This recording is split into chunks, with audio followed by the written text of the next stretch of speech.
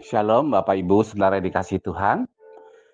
Pagi hari ini Sapa Gembala mengajak kita untuk kita membuka Alkitab di dalam 1 Korintus 12 ayat yang keempat dan yang keenam. Ada rupa-rupa karunia tapi hanya satu roh, dan ada rupa-rupa pelayanan tetapi satu Tuhan, dan ada berbagai-bagai perbuatan ajaib tapi Allah adalah satu yang mengerjakan semuanya dalam semua orang.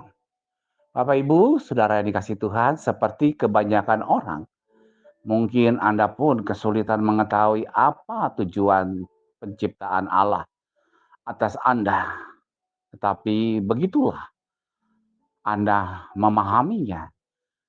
Satu cara-cara yang luar biasa yang Allah perbuat dalam membentuk saudara dan juga membentuk kita semua yang ada hingga hari ini.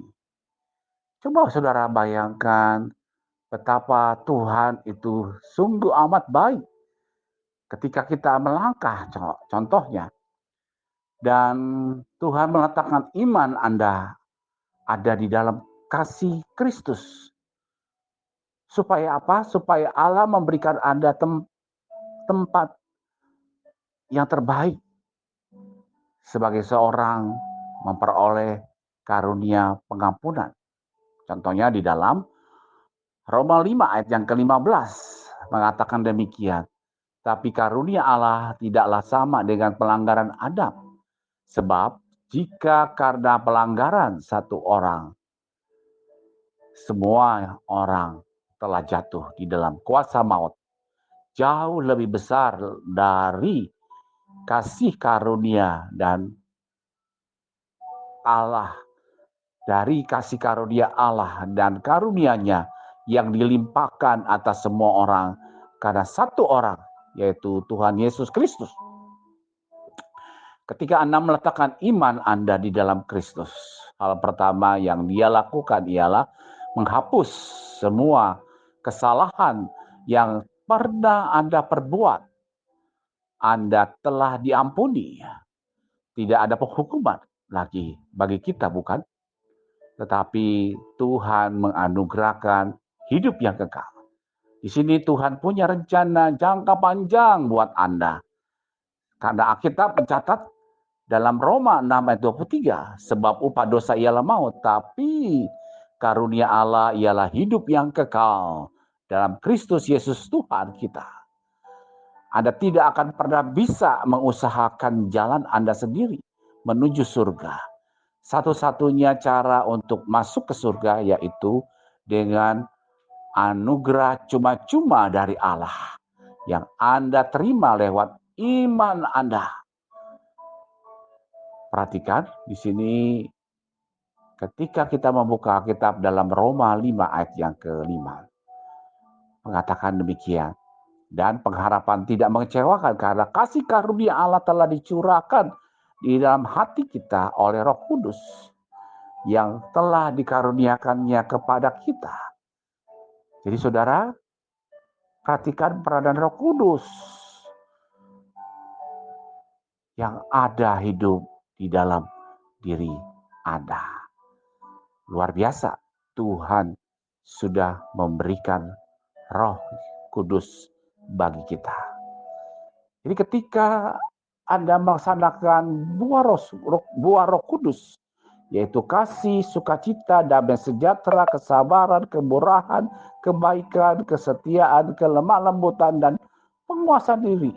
Satu buah, ada 9 rasa.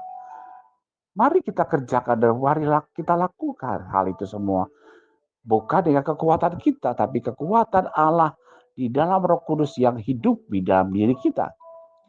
Kemampuan yang spesial di dalam Alkitab, kemampuan ini disebut sebagai karunia rohani.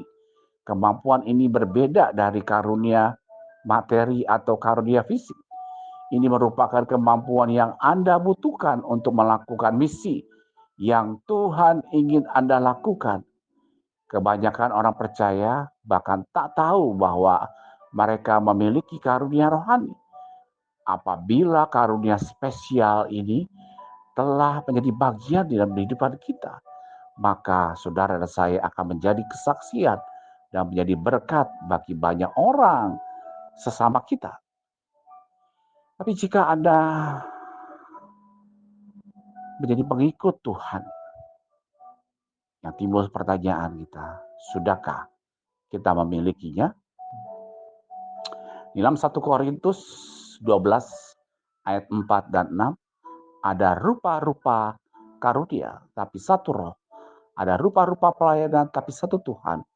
Dan ada berbagai-bagai perbuatan ajaib, tapi Allah adalah satu, yang mengerjakan semuanya dalam semua orang. Perhatikan, apakah itu karunia rohani? Tuhan punya tujuan atas hidup Anda. Karunia rohani Anda adalah peralatan yang Dia atau Allah berikan kepada Anda untuk mengerjakan apa yang Allah minta supaya Anda kerjakan dan lakukan. Mari kita lakukan sekarang. Jangan ditunda-tunda Bapak Ibu. Mari kita bertindak sebagaimana apa yang Tuhan telah perintahkan kepada kita. Tuhan sudah mengampuni dan memberikan anugerah Roh Kudus, supaya dengan demikian kita menjadi kesaksian dan berkat seperti apa yang sudah Tuhan Yesus lakukan. Menjadi berkat di balik semua karya-karyanya, termasuk karya di atas kayu salib demi menanggung dosa-dosa umat manusia. Jadi Allah tidak akan pernah meminta Anda melakukan sesuatu yang Dia tidak memberi Anda kemampuan untuk melakukannya. Jadi Tuhan itu baik. Dia hanya meminta apa yang kita sanggup lakukan. Tapi kalau itu tidak kita sanggup, Dia tidak akan memintanya.